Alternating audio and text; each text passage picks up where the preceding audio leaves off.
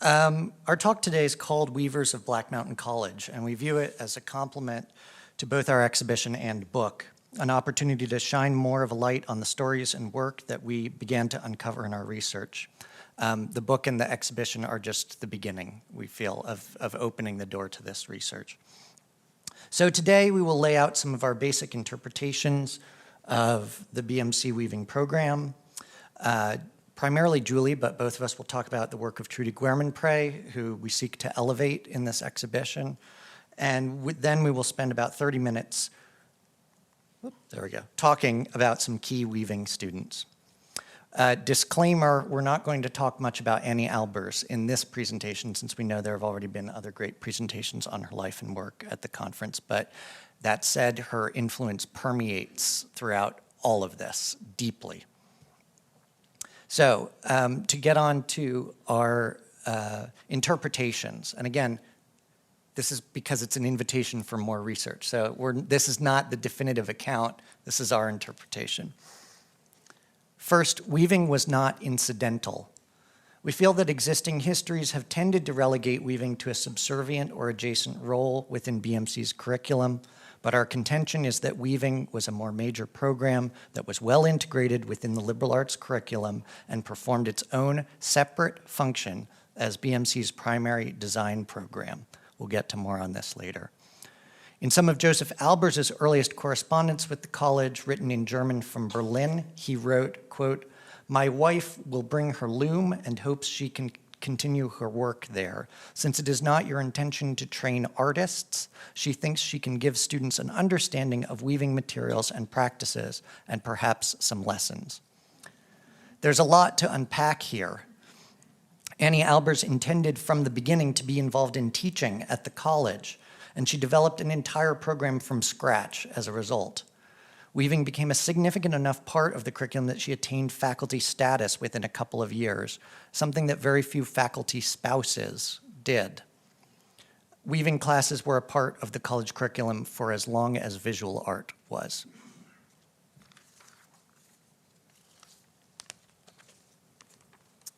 Weaving was interdisciplinary. Another key point from Joseph's letter is that in October 1933, it was not Black Mountain College's intention to train artists. Black Mountain was a liberal arts college. This means that the weaving program at Black Mountain College was always part of an interdisciplinary general education curriculum, unlike its peers at the Rhode Island School of Design, the Institute of Design in Chicago, and Cranbrook Academy. This also meant that a wide variety of students took weaving, including specialists like Mimi French on the left here, and non-specialists like musician Patsy Lynch on the right.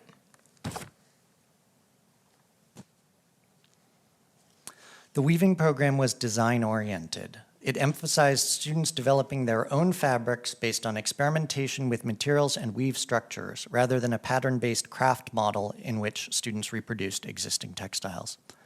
Anni Albers viewed production hand weaving as essentially a waste of time in an age of industrial production, but she felt hand weaving was an ideal process for the iterative, experimental development of fabrics that industry could produce. And of course, she also viewed it as a medium for making art. Under Anni Albers' leadership from 1934 to 1949, and even after that under Marley Ehrman, Ellen Siegel, and Andy Oates, which would bring us to 1951, weaving was the primary design discipline practiced at Black Mountain College. Many more students took classes in weaving than ever did in architecture, woodworking, pottery, or other subjects that touched on design. And Joseph Albers has certainly taught design concepts, but primarily as applied to visual art, not practical objects. Weaving was popular, which brings us to the student records and the data. Thanks to the wonderful and tremendous work of Western Regional Archives lead archivist Heather South, we've compiled a list of all the students known to have registered for classes in weaving. To help future researchers, we've included this list in the back of our book. This list allowed us to see some overall trends. over 120 students took a weaving or textile design class at Black Mountain College. That's about 10% of the students, all students who attended Black Mountain. Of these students, about 70% were female and 30% were male. Over half of these students only took one class in weaving or textile design.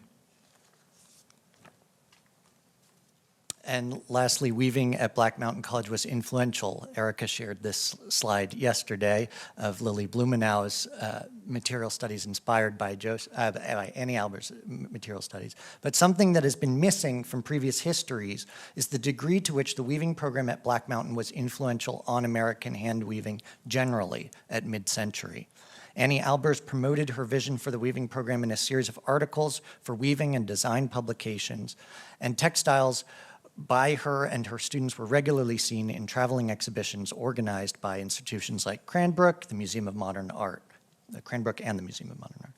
In her essay in our book, Erica Warren shows how intensive encounters with Black Mountain's weaving program during the college's summer sessions had lasting impacts on Lily Blumenau and Elsie Regensteiner, who were influential in their own right as weavers and teachers.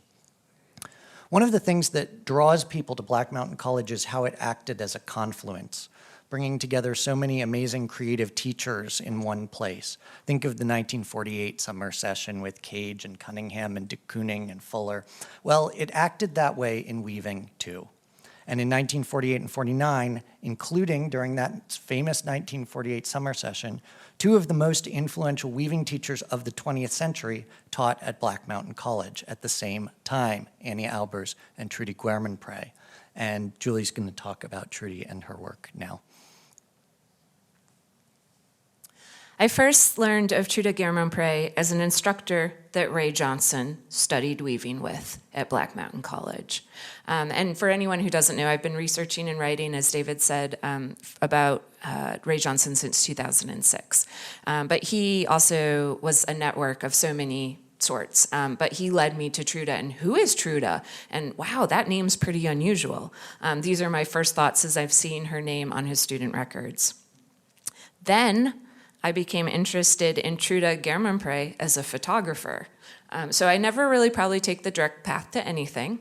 But I think in 2017, the Begin to See the Photographers exhibition that I curated here at the Black Mountain College Museum and Arts Center, and there's a book that goes with it. Michael was in grad school at the time, otherwise he might have been more involved in that.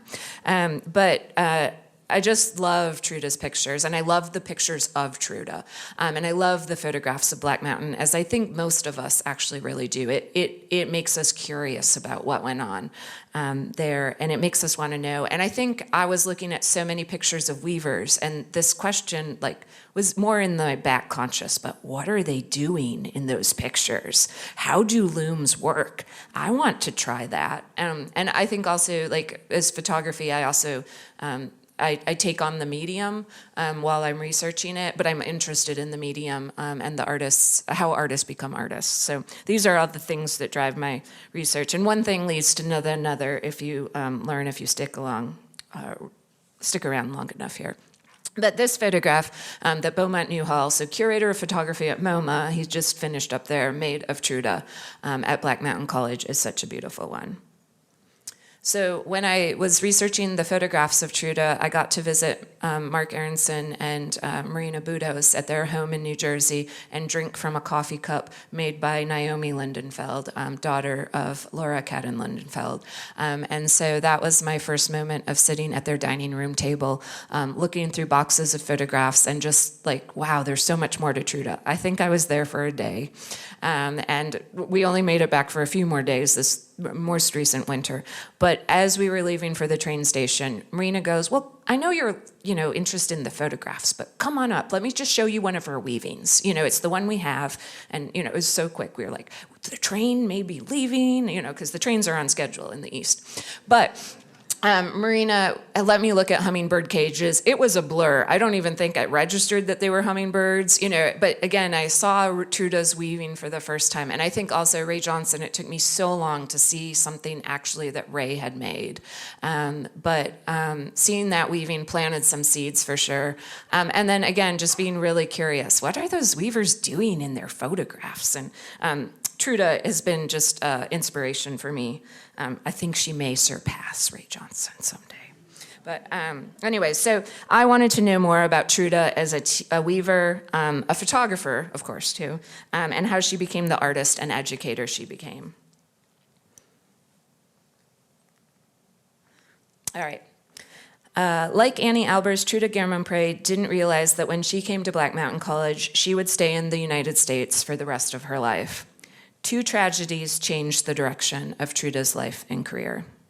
The first was her husband, Paul Guermonprez, who was a former Bauhaus student. They met and married in the Netherlands. Trude was very happy with Paul. He was the love of her life.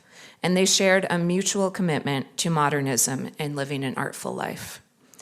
Paul joined the Dutch resistance during World War II and died tragically when he was executed by the Nazis in 1944. Second, Trude's father, Heinrich Jalowitz, who was married to Johanna Jalowitz, also pictured here. Heinrich was a musicologist and beloved professor of music at Black Mountain College, but Heinrich, in 1946, died suddenly of a heart attack at Black Mountain College. After these 2 tragedies, Trude decided to visit Black Mountain College and the U.S. to see her mother, Johanna, who was at Black Mountain College, still teaching voice, still teaching bookbinding, and to visit her sister, Lisa Jalowitz Aronson, who is in the center holding up the picture, the piece of paper in a Joseph Albers class. Harriet Engelhart, who we'll get back to, is on the left. Claude Stoller is also on the right. This is an amazing photograph for who's in it, for weaving students and so many things. But Lisa, Trude's sister, is in the center of this photograph. But Trude wanted to visit her sister Lisa, who lived in New York. So Black Mountain College helped out, as they did for various families in various moments during the tragedies of World War II. They helped by giving Trude a 1-year appointment as a visiting consultant in weaving and a visitor's visa. And in Germany, we'll just note here that she had studied weaving and textile design with Bauhausler Benita Kolk-Ate, who was at the Bauhaus the same time as Annie was. Okay. Trude was 36 when she arrived at Black Mountain College. This was her first teaching appointment in the United States, and previously she'd taught for 2 years in an adult education program in the Netherlands. With Francesca Meyer at Black Mountain College, she co-taught weaving while Annie was on sabbatical. Then she taught by herself in the fall of 1947. She developed close relationships with Lori Cadden-Lindenfeld, or Lori Cadden at the time, and Willie Joseph. And I've written more about quotes. Kei Sekimachi says that Trude had this amazing ability to explain weaving in a very, very clear way. There's Nick Muzenik, who he comes up in this next work. So take a mental snapshot of him, and then Lori Cadden-Lindenfeld in the middle. This is reproduced in our book. But Nick Muzenik made a leaf study, and this is only the only work that's fully attributed to Trude making it at Black Mountain College. This is leaf study. I first saw it in the exhibition Leap Before You Look, and I think seeing Trude's work, this work, and also,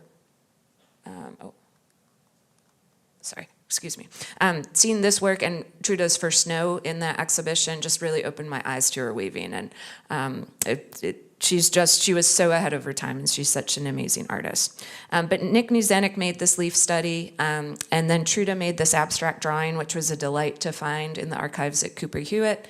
And then she painted the warp and abstracted the design of tulip tree leaves onto it. And what an excitement you cannot even imagine when we found this photograph of her working on it at Black Mountain College in Mark and Marina's home.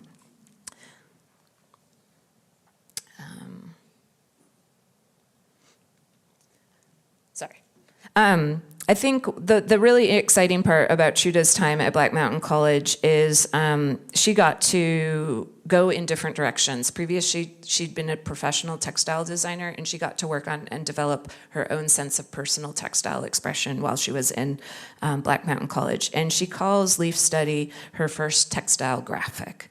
And, you know, just finding herself, Marina talked about so wonderfully this morning of, you know, Trude developing as a person and as an artist and finding her own path. And it's so amazing to have gotten to study and think about that and write about it in this 4 years that we've been working on this exhibition.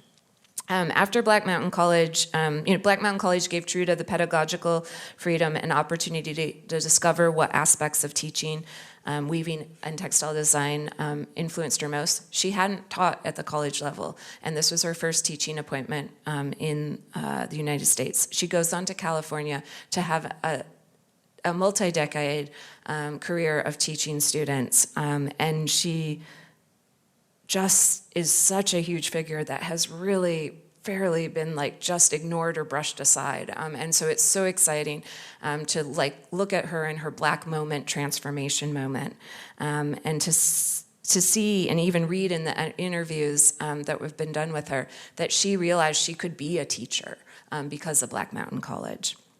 Trude, after Black Mountain, went to Pond Farm to head up their weaving program, and this is a beautiful picture from Mark and Marina's archives, so family archives as well, of Trude at Pond Farm. Trude does marry John Elselser in California, and then in 1953, she starts teaching at the California College of Arts and Crafts, CCAC, today CCA. She founded the graduate program in textiles at CCAC, and from 1960 to her early death in 1976, she was the chair of the crafts department at CCAC. And I'm just going to show you a couple images of her work and other pieces of her work, and think about her as a structural weaver in the Black Mountain tradition. And I think also as a weaver, she's remarkably diverse in the number of different techniques that she used. This is really unusual. She's an experimenter in techniques much more than Anni Albers was. So we have four-color double weave, or four-color warp double weave, also pickup double weave. She called it Mexican double weave. It was commonly known that way. But that's in contrast to an entirely different use of double weave to create 3 dimensions in space hanging here. Also works with painted warps or stencil graphics, overshot tapestries, free-form tapestries with applique, warp and weft floats. I'm just going to blur through these because I want to get to the students. Open and tight constructions. So I just want you to think about her as an experimenter and as a material experimenter. And I think she's a material experimenter in a way that's different from Joseph and Anni Albers, whose experimentation was often in a much narrower field of inquiry. I think of her more as an experimenter in the Black Mountain tradition in the way that Bucky Fuller would be, or John Cage, Robert Rauschenberg, Ruth Asawa, these people who experiment more broadly, at least in this phase of their careers. Maybe we can say that the Albers were a little more constrained in their experimentations. So we're going to get on to the students for the rest of the talk and try and get to a lot of them because we really want to put a spotlight on them and their work as well and introduce you to the luminaries of the weaving department. One of the things that I think work like this, or Julie's show on the photographers, or David's show on, or upcoming book on the farm does, is that it reveals a different Black Mountain College with different major personalities. And that's what so we're going to introduce you to some of the major personalities in the weaving department. Not many students graduated from Black Mountain College. We think it's the number somewhere in the 60s. We were trying to figure that out and couldn't quite come up with a great number, but Around 60. 3 graduated in weaving. We feature all of them in the book and the exhibition. The first to graduate was Don Page, who entered BMC in 1936 and graduated in 1941. He was so synonymous with the weaving program that he served as the model for Faith Murray Britton's painting, The Weaver, which appeared on the inside of the weaving room door. When Anni Albers went on sabbatical from Black Mountain in 1940, Don Page taught weaving classes in her absence. He mastered double weave and was able to plan and execute complex fabrics like this wall hanging, which we show in our exhibition. He was also a brilliant designer of practical and highly technical functional fabrics, and we are particularly lucky that some of these works survive at the Western Regional Archives, including a masterful trio of large samples for durable fabrics, which, while they look radically different, share the same foundation and were in fact all woven on the same black and white warp. All BMC graduates were tested by outside examiners. Those who concentrated in art or design frequently had small exhibitions of their work as part of their graduation preparations. Don Page was examined by Christopher Tunnard in art, Marley Ehrman in weaving, and Ehrman had been at the Bauhaus with Joseph and Anni Albers, ran the textile design program at the Institute of Design in Chicago, and ultimately taught at Black Mountain in the summer of 1949. After his graduation, he had become disillusioned with the textile industry during an internship that Annie had arranged for him at Callaway Mills in Georgia.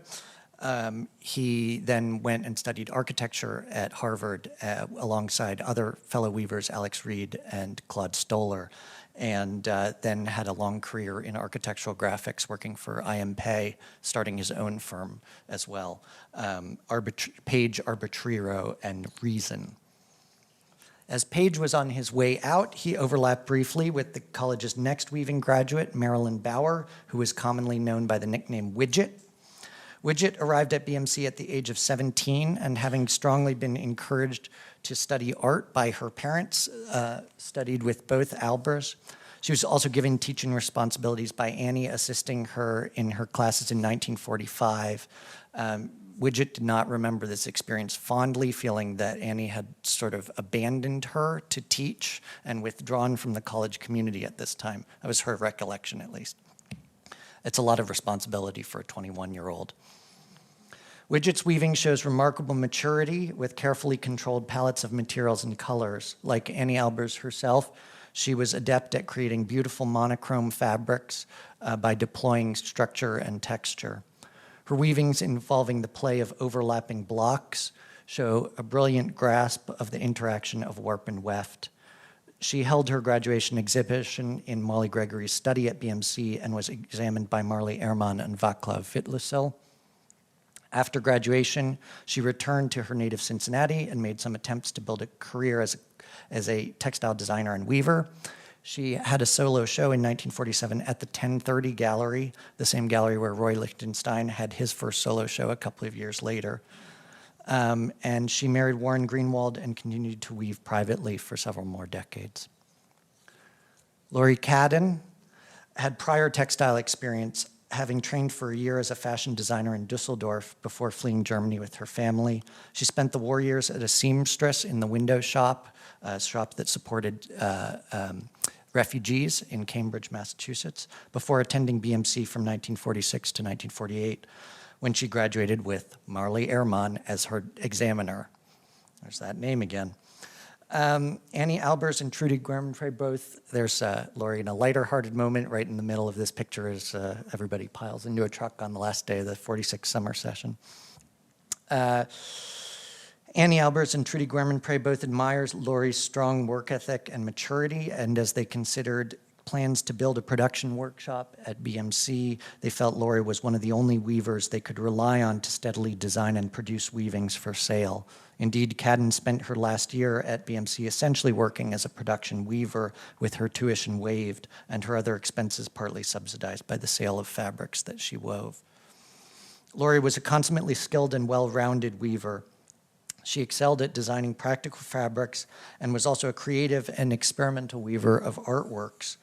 At BMC, she experimented with pick-up leno against a background of double weave.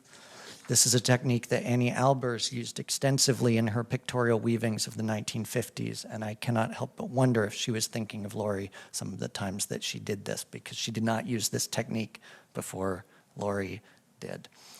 After graduation, Lori worked in the textile industry for about 10 years, designing fabrics for fashion, which were produced by Forsman Mullins, Herbert Matter, and others. We feature a number of these spectacular samples of these fabrics in our exhibition and are very grateful to her husband, Peter Lindenfeld, and her daughter, Naomi, for lending these examples to our exhibition. After leaving the textile industry, Lori continued to teach and work as an artist in a variety of media. This section is called Ruth, Ray, and Bob. And just in case, that's Robert Rauschenberg, if you're not sure who Bob is.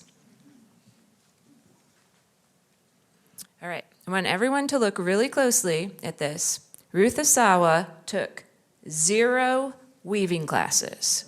So everyone hold up 0 fingers for Ruth taking 0 weaving classes.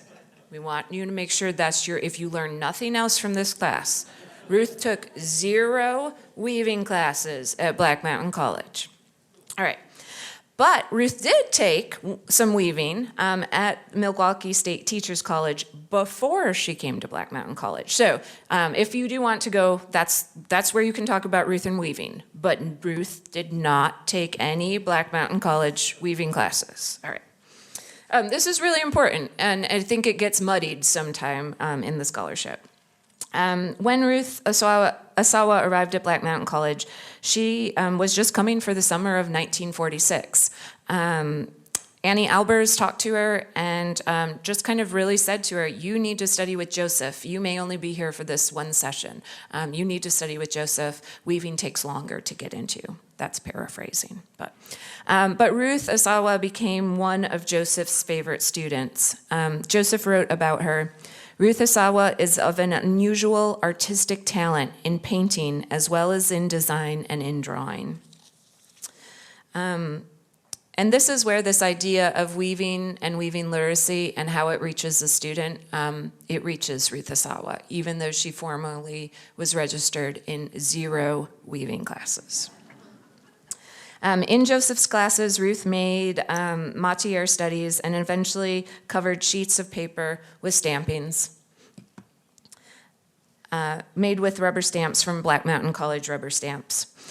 Michael sees these works by Ruth as an outcome of the reordering and rearrangement studies from Joseph's class and writes about them in our book. Ruth's Black Mountain College stamp design was used on the cover of the 1947 to 48 Black Mountain College photographic yearbook, which you see here, and it's in the exhibition. And then interesting, and Michael writes about this in our catalog, but afterwards, Ruth Asawa sells this design to a fabric company. Englander. Thank you, Englander Fabrics, and it was mass produced, and it was actually attributed to someone else, this is in our book, but it was called Alphabet, as if the alphabet only consists of the letters BMC.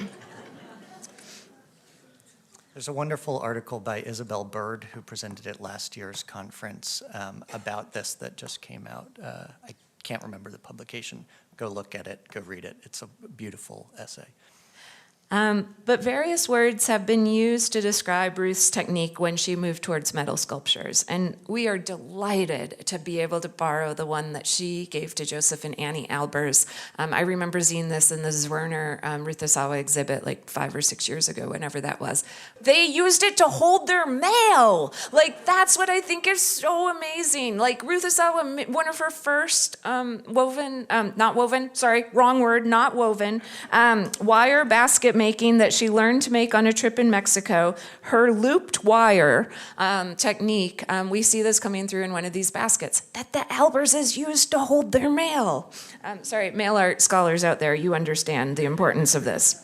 But Ruth's work in looped wire is impossible to achieve in weaving.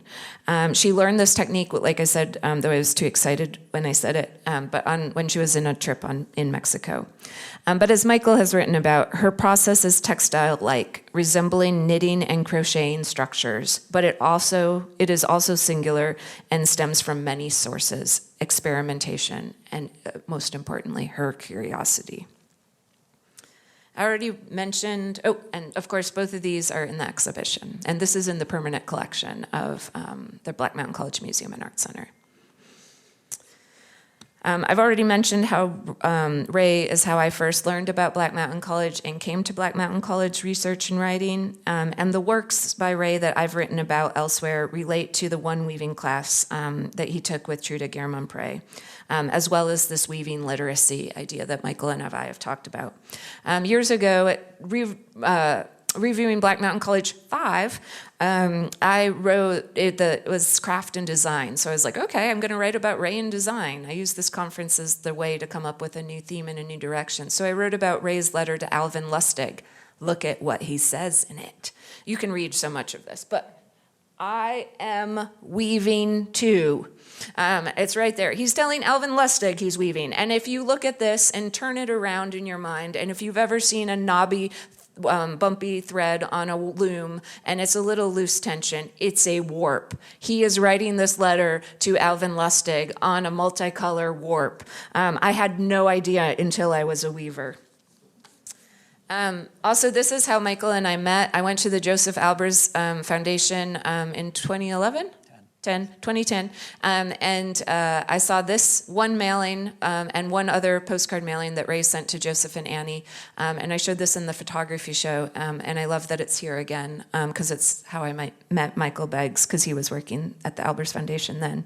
But when we were looking at it as a photograph in the photography show, it was a photogram, and we thought, that then we were talking about it as being made with a drawing on a translucent layer overlaid. But now, if you think of this work as a textile, the all-over design and pattern resemble a textile fragment, very much like those in the Harriet Engelhart Memorial Collection. Robert Rauschenberg took one textile construction class taught by Annie and Trude. One for Bob, one for Ray, 0 for Ruth. Okay. And I think I'll just do the short version. There's a little bit more, but Trude Guermonprez made this photograph and all of these photographs of Robert Rauschenberg. This is a costume he made for his sister. And in the Duberman interview with Trude and Lisa Aronson, Trude says, Robert Rauschenberg was my student. And she remembers it, and she describes something that he made in her class, and it's in the book. But I think it's so, if you've ever seen this photograph, did you notice it was made by Trude Guermonprez? And Trude takes such a beautiful, I've written this about her photographs of the 1948 dome, but she loves materials. And when she makes photographs, she's focusing on a person and how they're making, what their hands are doing, and how they're using materials. Oh, and textiles. Look at those textiles in Robert Rauschenberg's work. It follows on. He did study some fashion before he got to Black Mountain, but you gotta write about the textiles. And if someone has, my apologies, but textiles. Okay. I'm now going to talk about 3 important weaving students whose work we were unable to adequately show in our weaving exhibition because we were not able to locate surviving examples. And those are Alex Reed, Ava Zitlowski, and Willie Joseph.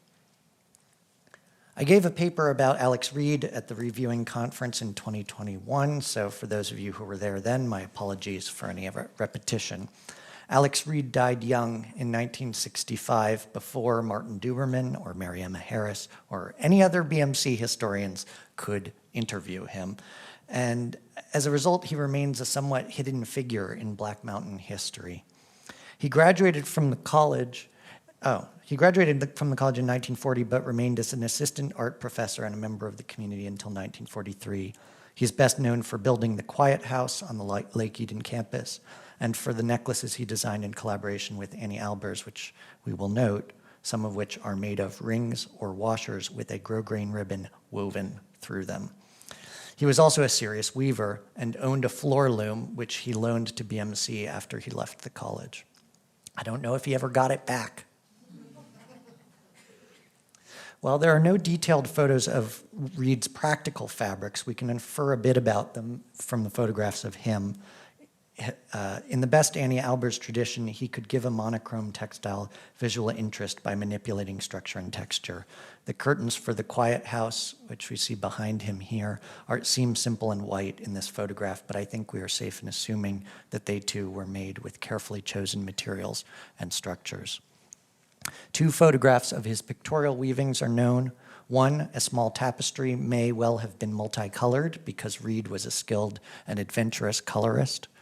The other shows a clever economy of warp and weft with an implied undulating central form made of shifting blocks of solid color and balanced twill. This weaving also makes extensive use of pickup, meaning it was a fairly slow and manual weaving to make, which might be in keeping with the picture that we have of the man who built the quiet house. One of Reed's helpers in building the quiet house was Ava Zitlowski. I just figured out that these are pictures of Ava Zitlowski, Molly Gregory, and Alex Reed putting the roof on the quiet house. Thought at least there'd be like a couple people in the audience who would be interested in this. Politically outspoken and active in the work program, Zitlowski was not initially drawn to weaving, but as she would explain to Mariana Harris, quote, "I was fascinated by Anni Albers, who was a remarkable woman. I loved the people who were weaving, and in spite of myself, I found myself becoming a weaver. She was a capable designer, and one of her drapery fabrics was reproduced in Anni Albers' article, Hand Weaving Today, Textile Work at Black Mountain College. But her freest expression as a weaver came in the numerous pictorial weavings with floating warp threads that she wove around 1942. In these pieces, she emulated and anticipated the work of her mentor, Anni Albers, by creating woven artworks that were structurally based but embraced manual rather than industrial techniques. Ava later recalled that she was so nervous to have anybody ask what she was doing that she, quote, waited until everybody, Don Page, Anni Albers, Mimi French, Danny Deaver, who were all the producing weavers, went to a conference at Chapel Hill. And they were gone for something like 10 days, which gave me night and day in which I produced, I think, 4 wall hangings. She was known to have some before her death. I know Mariama saw them. I was unable to locate them. I still have hopes. I was unable to contact her sons. Help us find those. I was unable to contact her sons, but maybe they have one. Willie Joseph transferred briefly to Black Mountain in 1941 from Harvard University, and then following service with the U.S. Army Air Force in World War II, he returned to Black Mountain, and after taking his first weaving class during the 1945 summer session, became a fixture in the weaving room. By the time of his 3rd class in early 1946, Anni Albers singled Willie Joseph out for his remarkably sensitive and fine work on his winter term report card, and during the 1946 summer session, glowingly reported that Joseph, quote, made amazing progress, very talented for color and great sense for textiles. Bill Treichler, this is not him, this is Willie Joseph in the picture, but Bill Treichler, another GI turned weaving student who studied with Trude Guermonprez in 1947 and 48, remembered that, quote, Willie Joseph, a longtime student weaver at BMC, worked on a large double warp loom trying out patterns for upholstery fabrics. With that loom, he could form corduroy type weaves. Willie used only black and white thread in the true Albers fashion, unquote. After the 1948 spring term, Joseph left weaving, and he turned to studying chemistry and math with Natasha Goldowski and Max Dane. Though he intended to enter the School of Textiles at UNC in 1950, he ultimately stayed at BMC until 1951, continuing to study geometry and calculus with Max Dane. After leaving Black Mountain, Joseph continued to weave and design textiles, which he occasionally exhibited. He also made sculptures in cast aluminum and bronze, which have occasionally surfaced for sale in recent years.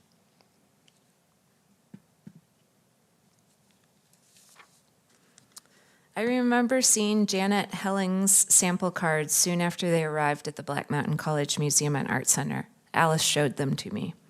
I could tell how they allowed Janet and other students to learn about and think about the qualities of different material. I felt like these were a new key to understanding Anni's teaching at Black Mountain College. Hazel Larson Archer's photographs of Janet let us see her from different views, but never far back enough to see the majority of her face. Janet was a student at Black Mountain College for 4 years, which the Black Mountain College yearbook, if you have not heard about that, please definitely pick up a card about it, because it has been so helpful for us having a resource to go to instead of digging deep in our endless snapshots of notes. But that's why I had to look back, because I got it from there. But Janet Helling took 5 classes in weaving at Black Mountain College, and then later she was the nutritionist at the school. Covering books and hand-woven material was also done at Black Mountain College, and here Janet used a hand-woven piece of material to bind a Brahms score. Johanna Jalowitz, Trude Guermonprez's mother, taught bookbinding at Black Mountain College. Janet studied voice with Johanna, but there isn't a record of her taking bookbinding with Johanna. But as we know, education and projects at Black Mountain College extended beyond formal classes. At last year's conference, I presented about the Harriet Engelhart Memorial Collection, and most importantly, who was Harriet Engelhart.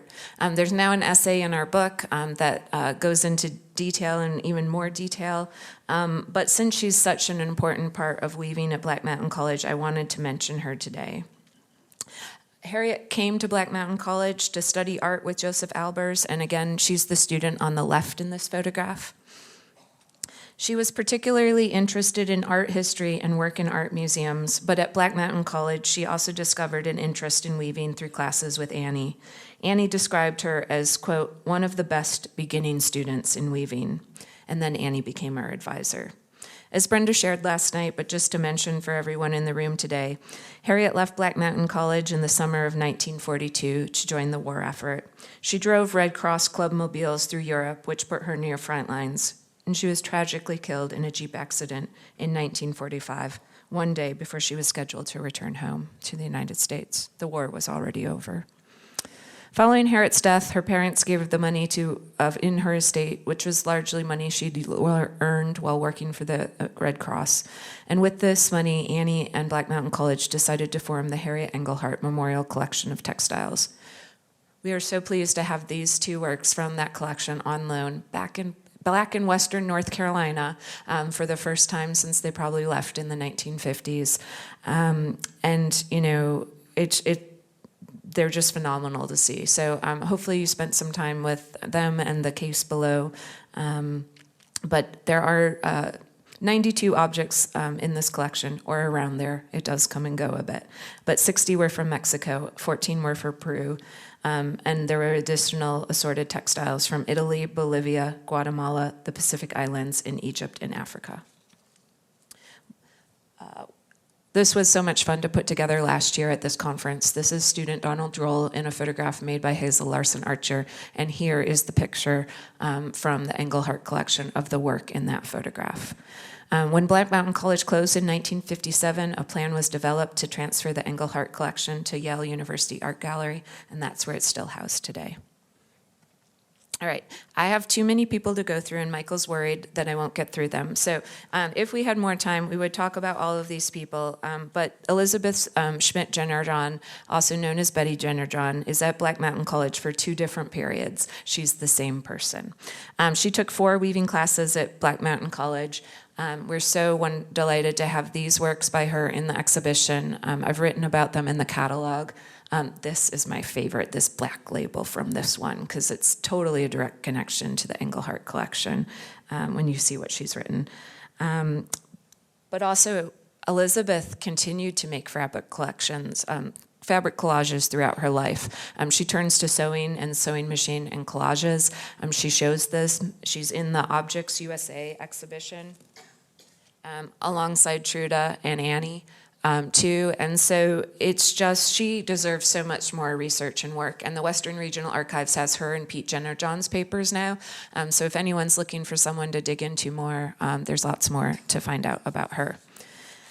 I know Michael's, I forgot a few photos, my apologies. But Mimi French is also the weaving superstar on all of our promotional materials, next to Don Page, weaving superstar.